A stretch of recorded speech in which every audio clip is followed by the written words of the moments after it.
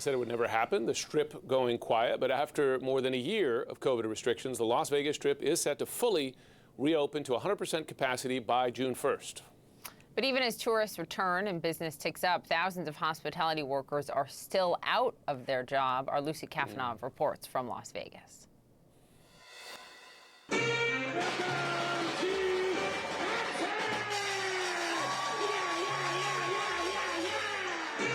In Sin City, entertainment and excitement are back.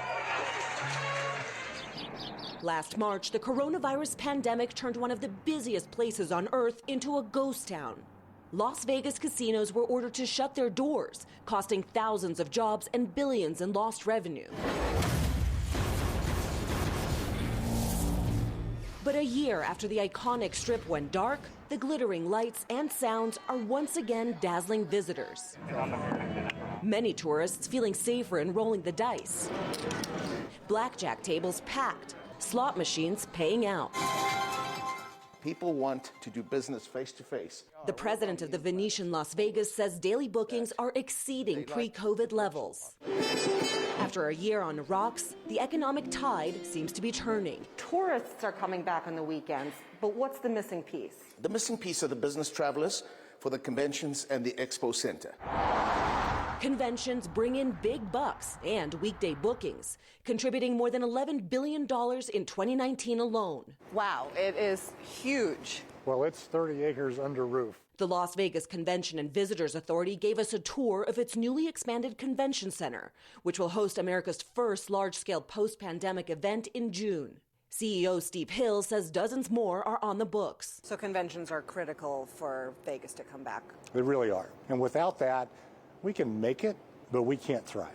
The new player in town, Virgin, took a gamble opening a property last month during the pandemic.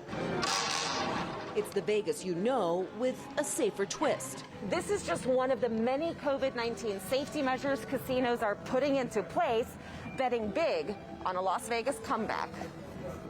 We're completely betting big on the Las Vegas recovery, and frankly, I don't think it's that big of a bet. I think it's a sure thing. The Vegas jobless rate shot up to 34% last April, one of the worst in the nation, dropping down to roughly 9% in February. But not everyone's cashing in. Thousands of workers who kept the casino resorts operating are still out of work. Good boy, come here. Matthew Seaver spent 15 years bartending at Station Casino, but was let go last March. Never would I thought a year from now we would be still here waiting to get our jobs back. Others, tired of waiting, are picking up a new trade. 25 coming in. The CEG Dealer School, which trains aspiring casino dealers, promises jobs to almost anyone who wants to work. Vegas is making its comeback. The energy here at the school, you can tell right now, a lot of optimism, a lot of positivity. Yeah. A promising reminder that in Las Vegas, the chips are never down for good.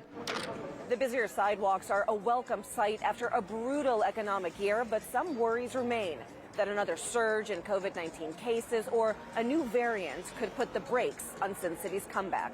Lucy Kafanov, CNN, Las Vegas. Lucy, thank you very much. Well,